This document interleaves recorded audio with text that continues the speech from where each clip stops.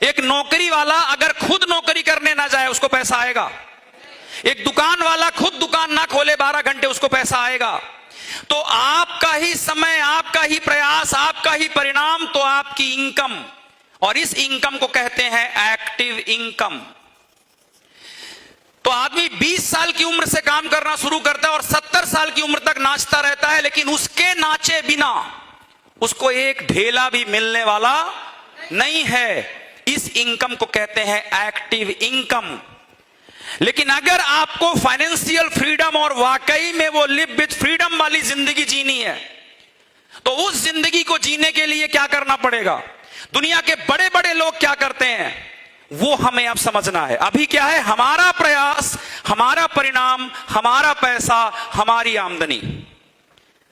तो आप 60 साल के हो जाएंगे तब भी आप रिटायर नहीं हो पाते, क्योंकि आपके बिना काम किए आपकी कमाई आने वाली नहीं है। मतलब हम बन गए हैं अकेला चना, और अकेला चना भाड़ नहीं फोड़ सकता। सुना है ना? मतलब हम अकेले अपने दम पर बड़ा कारनामा नहीं कर सकते। अगर आपके पास बड़े सपने हैं, अगर आपको फ्रीडम से जीना है, अगर आपको बड़ा बिजनेस क्रिएट करना है, तो इसका एक ही फॉर्मूला है, अपने साथ दूसरों का समय जोड़ लो, अपने साथ दूसरों का प्रयास जोड़ लो, अपने साथ दूसरों का पैसा जोड़ लो, अपने साथ दूसरों के परिणाम जोड़ लो, तो फिर आपको चक्रवृद्धि ब्याज की तरह पैसा आएगा। अब ये क्या है भाई? ये क्या बोल दिया मैंने? दूसरों का समय कैसे जोड़ लूं? दूसरे मेरे पास पैसा क्यों जोड़ेंगे? दूसरों के प्रयास से मुझे कैसे पैसा आएगा? तो आइए समझते हैं एक कहानी के माध्यम से। बोलो सर कहानी बताइए। तो कहानी आपको बताता हूं। एक बार दो भाई थे। कितने लोगों ने मैकडॉनल्ड में बर्गर खाया है?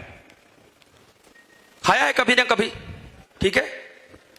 तो दो भाई थे। उन भाइयों का नाम क्या था? Richard and Morris McDonald. तो रिचर्ड एंड मॉरिस मैकडॉनल्ड ने 1940 में एक बर्गर की दुकान खोली, छोटी सी, और वो बहुत अच्छा बर्गर बनाते थे, बहुत अच्छा। भीड़ लगती थी उनके यहां। दिन भर उनको मतलब बर्गर खिलाते खिलाते थक जाते थे तो भी कस्टमर नहीं खत्म होते थे। इतना अच्छा बर्गर उन्होंने बनाया। 1940 से लेकर 1955 तक उन दोनों भाइयों ने बिजनेस किया। पर उनका बिजनेस कैसा था? उनका प्रयास, उनकी मेहनत, उनका रिजल्ट, उनकी सफलता। बात पकड़ में आ रही है? 15 साल उन लोगों ने दुकान खोली, बर्गर बनाया, मेहनत की, लेकिन अगर वो एक दिन दुकान नहीं खोलते थे तो उनको पैसा नहीं आता था। अगर वो दोनों भाई खुद दुकान में नहीं बैठते थे तो बर्गर अच्छा नहीं बनता था, क्योंकि सिर्फ उनको पता था कि बर्गर अच्छा कैसे बनाते हैं। उस आमदनी को कहते हैं एक्टिव इनकम। एक दिन उनको एक आदमी मिला, उसने उनके दुकान में बर्गर खाया। उसका नाम था रे क्रॉक। वो कब मिला? 1955 में, 15 साल बाद। तो जैसे उसने उनका बर्गर खाया, बोला बर्गर तो बहुत अच्छा है, लेकिन प्रॉब्लम यह है कि ये इसी एरिया के लोग खा रहे हैं, क्योंकि जहां दुकान के 5-10 किलोमीटर में लोग हैं वही आएंगे बर्गर खाने के लिए। उसने कहा जब इतना अच्छा बर्गर बनाते हो मेरे भाइयों, तो पूरे देश में क्यों नहीं बेचते और पूरी दुनिया में क्यों नहीं बेचते? तो उन लोगों ने कहा 15 साल से बर्गर बना रहे हैं हम लोग, बकलोल ना समझो हमको। रेक्रॉक ने कहा तुम्हारे बिना दुकान खोले भी पैसा आ सकता है। बोले हमको उल्लू ना बनाना, हम पढ़े लिखे आदमी हैं।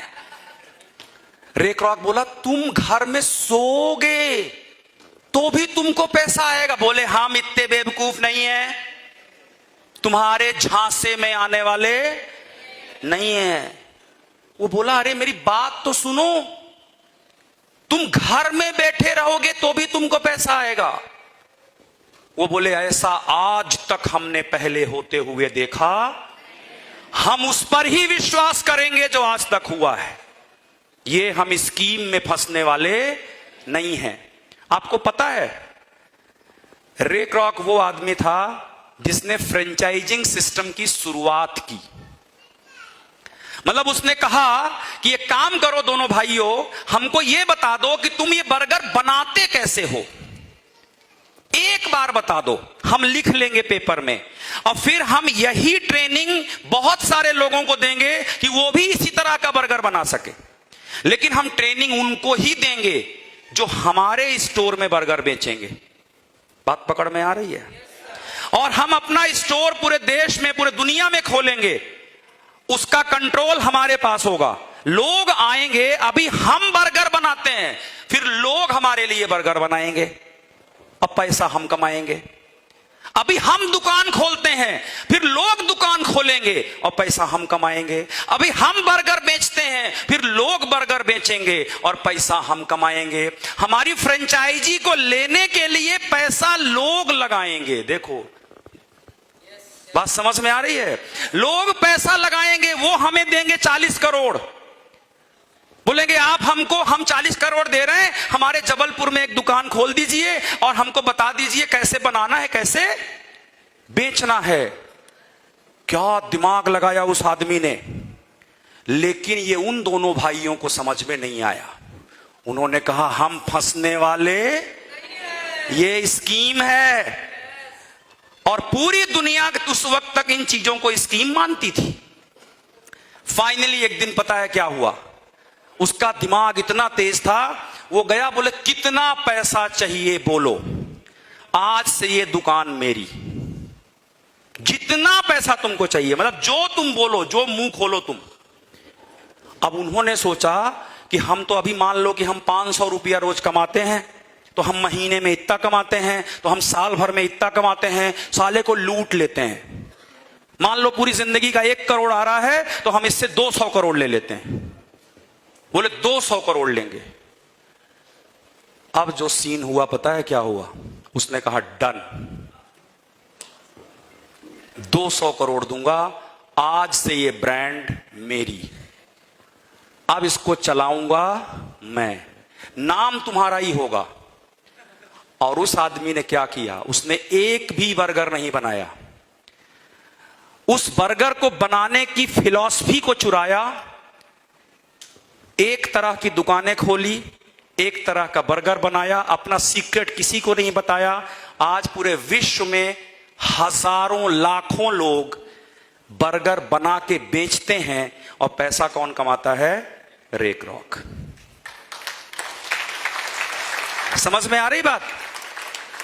अब आप मुझे बताना, उन दोनों भाइयों ने गलती क्या की? उन भाइयों को एक्टिव इनकम पर इतना विश्वास था कि जब उनको पैसिव इनकम की योजना पहली बार बताई गई तो उन्होंने क्या बोला? नो, और एक्टिव इनकम के लिए यस। ये उनकी बेवकूफी थी कि नहीं? लेकिन आप लोगों को जानकारी दे दूं, पहले 10-15 सालों में उन लोगों को जो फ्रेंचाइजी खोलते थे, सरकारें जेल भेजा करती थी, उनके ऊपर केस चलाया करती थी। वो कहती थी ये स्कीम है, ये चिटफंड है। लेकिन अगर आज किसी की मैकडॉनल्ड की फ्रेंचाइजी हो तो क्या बोलेंगे? अरे जबलपुर के अमीर आदमी है, फ्रेंचाइजी लिए हैं, मैकडॉनल्ड की फ्रेंचाइजी लिए हैं इसकी। आज आप देखो पूरे मार्केट में जितनी दुकानें होंगी उसमें 80% दुकानें क्या है? फ्रेंचाइजी। कोई लिवाइस की फ्रेंचाइजी खोल रहा है, कोई मैकडॉनल्ड की खोल रहा है, कोई पिज्जा हट की खोल रहा है, कोई ये इसकी खोल रहा है, कोई कोका कोला की खोल रहा है, और सब फ्रेंचाइजी लेकर ही धंधा कर रहे हैं। लेकिन जब किसी ने पहली बार सोचा तो उसको क्या बोले? तो हमको उल्लू मत समझना, हम बेवकूफ नहीं है। और आज सीना ठोक के इज्जत से लोग कहते हैं मेरा फ्रेंचाइजी का बिजनेस है। जितने लोग आप लोग यहां पे सीरियस नेटवर्क मार्केटर हो, ये बात याद रखना, आज आपके बिजनेस को जो लोग कहते हैं ना ये स्कीम है, ये चिटफंड है, ये है, ये है, मात्र अगले 5 साल और रुक जाओ। सिर्फ अगले 5 साल हर मोहल्ले का सबसे अमीर आदमी नेटवर्क मार्केटर होगा। आज डीके नरवरे जिस मोहल्ले में रहते हैं, उनका बंगला, उनकी मर्सिडीज किसी के पास नहीं है वैसा। मतलब उस मोहल्ले का सबसे अमीर आदमी कौन हो गया? डीके नरवरे। आज संजय पांडे जिस मोहल्ले में रहते हैं, उस मोहल्ले का सबसे अमीर आदमी कौन हो गया? संजय पांडे। मतलब उस पूरी कॉलोनी में एक्टिव इनकम लेने वाले अमीर नहीं है, पैसिव इनकम लेने वाले, माई लाइफ करने वाले अमीर हैं। अभी ये कुछ मोहल्लों में हुआ है, अगले 5-7 सालों में हर मोहल्ले में कर देंगे। तब साले लोग समझ के आएंगे और बोलेंगे भैया हमको भी नेटवर्क मार्केटिंग करनी है। क्योंकि लीडरशिप की पहली कक्षा से जितने लोग निकल रहे हो, अब तो अगले 5 साल में आपकी भी कॉलोनी में मर्सिडीज खड़ी होगी, आपके घर में भी खड़ी होगी। तब बताएंगे इनको धनिया बोना क्या होता है। लेकिन ये कैसे होगा? अपने समय से, अपने मरने से नहीं। साथ में क्या करना है? दूसरों का समय, दूसरों का पैसा, दूसरों का प्रयास अपने प्रयास में मिला देना है। जब एक अपलाइन